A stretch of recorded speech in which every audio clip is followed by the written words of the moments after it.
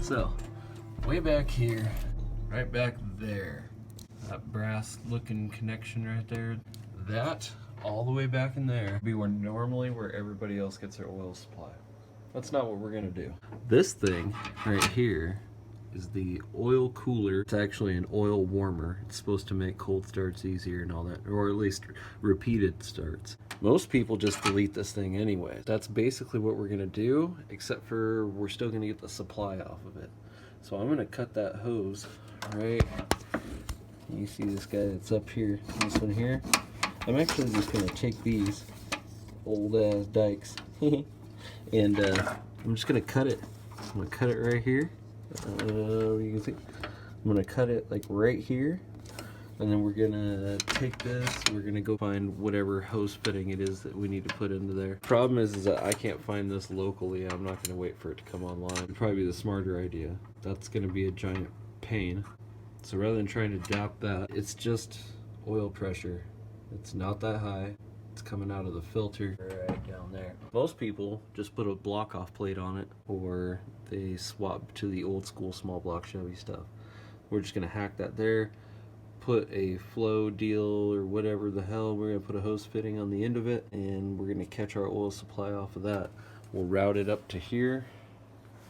I'll put like a little T, and one will go off to one turbo and one will go off to the other turbo. That's going to be the cheapest, easiest way to do this. And if it springs a leak, the nice part is I can get right down there and work on it, like all the time. Dude, if that starts leaking, something happens to the hose back there, I'm already having a problem just getting the connector off, let alone getting the stupid oil sender actually off. And then putting all, you know, the little 1/8 inch MPT stuff in there, and then putting on the other thing that lets put the oil, you know, the hose outlet, and then route that thing all down, and then I got to go through the same crap. It's like, why? I have a good oil supply right here. So that's what I'm gonna do. Okay, gonna outsmart myself. Just put a hose over this end right here. Turn this over because it bends really easily, and I'll form fit this with a hose, or maybe even just put one right here and just bring it over and supply it that way. Why I was gonna cut it off, it's stupid. I almost did too. You can see like the little mark right there. Let me get the camera. You can see the little mark, little line on top there. I actually was getting ready to.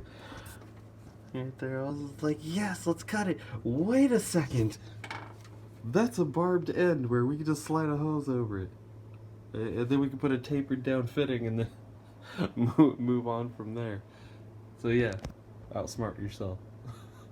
10% smarter, one person told me. I can't remember dude's name, but 10% smarter than anything you're trying to do. As long as you're 10% smarter than what it is you're trying to do, you'll be okay at it. You won't be great, but it'll get done. Alright, so I got bored and I was trying to figure out what I was going to do with this oil supply line. And I knew I wanted it to taper down somehow. And I bought a bunch of stuff to do other things, and this actually is a 1/8 inch MPT tap. I got this so that I could tap another bolt, and I'll show you guys what that's for later on the FMU. But I got to looking at this and I was like, you know what? I was like, I wonder if I could tap this. And lo and behold, I very much did.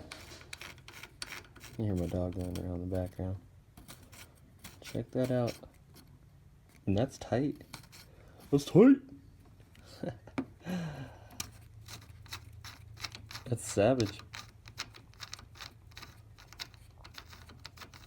So, what this means is that we can now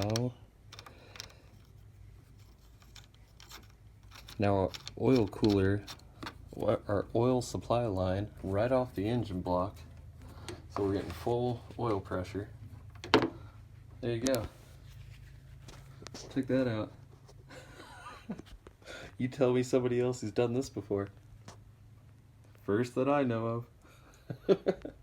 1/8 MPT oil supply line directly from the oil cooler. Yeah, that's pretty cool. Alright, as you can see, I changed my mind once again. So, yeah, I got clever, pulled out the tap, tapped the line. I'm really stoked. This fits super snug. Like, I got pipe thread sealant, so you know, we'll use that as well. But man, I mean, if it starts leaking, I can service it right here. I don't have to get all the way back there. I can just do it right here. So we'll just have a hose come up, come around, stick the T up here, boom. Nice thing is that we start to knuck down the oil line so that the supply doesn't overwhelm the turbo, hopefully. Turbos. But yeah, we'll go out here and then we'll go equal length hose, and we'll do that way we, you know, path will least resistance. It should travel equally to both. And then here's our inlet. As you can see, we've got one just kind of sitting on there right now. The oil restrictor is actually inside there, so we're good to go. All right, this is too cool not to share. So as you can see by the copper gasket there, this is actually the oil drain plug from FOSDA. Okay, as you see, FOSDA's become kind of a catch-all for random crap at the moment. We'll get back to FOSDA here soon. Trust me, that's we're gonna address that as soon as the turbo challenge is over. But this is the drain plug, which was laying over, just sitting on the ground in a mess of junk, which is where I originally did the tear down for it to see how it went. And check this out. So right there, let me turn the light on. Okay, check this out. That's the oil cooler inlet. What were the chances that an oil drain plug from a Subaru is going to be what would fit to be an oil drain plug or an oil cooler plug on a GM? Anyways, it fully fits and threads in. I already did it. I just wanted to recreate it and show it to you guys. So, yeah, we got that blocked off, and now we got our oil supply all set up. I'm just going to kind of hold that down. I don't know, maybe I'll use my secondary straps. These are actually, okay, so I'll take a second to explain the radiator. There's a space right here because I have, see that fan, and it's pushed against the core support, you know, the inner core support right here. So to have two fans, as you can see, there's two of them. All right. So before I got this to work, I didn't get the shroud to work when I first put them on, and I ended up just putting these here to hold the radiator so I could test it out and see if it worked. It didn't work very well. It got really hot, so I ended up, you know, finding a way to make the stock shroud go on. So here we are today, and ironically enough, you know, there's this little lip, and it sits here nice, and I mean, I'm pulled tight against it too. I'm like, dude, all this stuff is just kind of fitting in together real well. So, yeah, we're just going to keep going with it. I'm going to keep going with it. I still think this is savage.